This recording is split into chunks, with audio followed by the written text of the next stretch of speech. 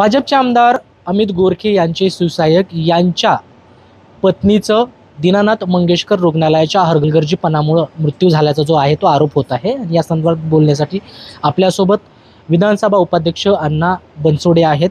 Sir, काय सांगाल? खरं तर कालचं सगळं प्रकरण तुम्हाला माहीत असेलच।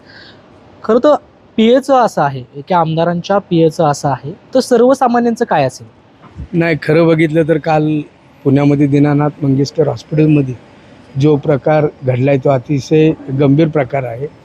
वास्तविक बघितलं तर पैशा अभावी एखाद्या पेशंटचा उपचार न करणे हे खरं तर हॉस्पिटलवाल्यांचं निष्काळजीपणा म्हणा किंवा त्यांनी नाकर्तेपणा केल्यामुळे त्या पेशंटचा मृत्यू झालेला आहे।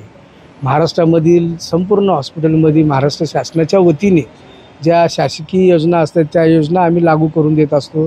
वास्तविक बघितलं तर पेशंटची इतके हेंडसाळपणा न होता हॉस्पिटलच्या डॉक्टर्स लोकांनी किंवा हॉस्पिटलच्या HR लोकांनी त्याच्यावर प्रथम उपचार करणं खरं तर गरजेचं असते।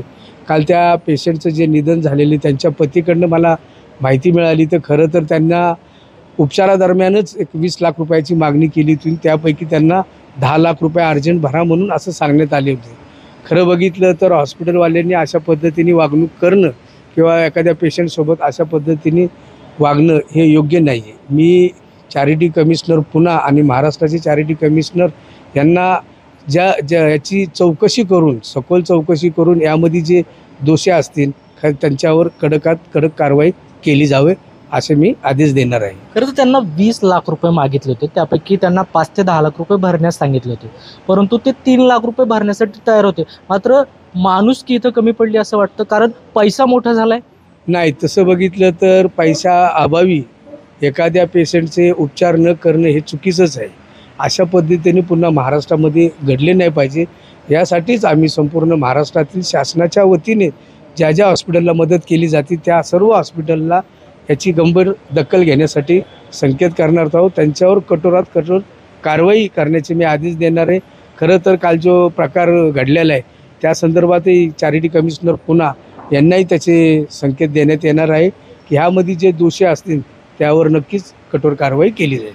दीनानाथ मंगेशकर जे रुग्णालय आहे त्यांची जी जागा आहे अगदी शासनाकडून नाममात्र 1 रुपया भाडे तत्वावर दिली जाते, परंतु अशा पद्धतीनं सर्वसामान्यांवर जर उपचार होत असतील तर अनेक प्रश्न उपस्थित होत आहेत। नाही, तसं बघितलं तर महाराष्ट्रामधील सर्वच हॉस्पिटलमध्ये अशा पद्धतीने पुन्हा काही न घडले पाहिजे अशा पद्धतीनेच आपण कारवाई करणार आहे। खरं तर महाराष्ट्र शासन त्यांना सर्व पद्धतीच्या सुख सवलती परत योजनेचाही लाभ मिळवण्यासाठी सरकार त्यांना मदत करत असते। खरं तर हे कालचा जो प्रकार घडलेला हा त्यांच्या बाबतीतच जो घडलेला आहे यापुढील काळातही घडू नये अशी आमची मनापासून इच्छा आहे। खरं तर तुम्ही विधानसभा उपाध्यक्ष आहात, या सगळ्या घटनेबाबत तुम्ही मुंबईत काही बैठक घेणार आहात का किंवा कोणाशी बोलणार आहात का? मी उद्या मुंबईला गेल्यानंतर charity commissioner Pune, charity commissioner Mumbai आणि हॉस्पिटलचे सर्व HR लोक असतील किंवा त्यांचे प्रमुख असतील त्या लोकांची एक संयुक्त बैठक घेणार आहे। त्यामध्येही त्यांना सांगणार आहे अशा पद्धतीने नवीन प्रकार परत एकदा घडू नये याची दखल चौकशी करून त्यांना कठोर कारवाई करण्याचे आदेश देण्यात आले।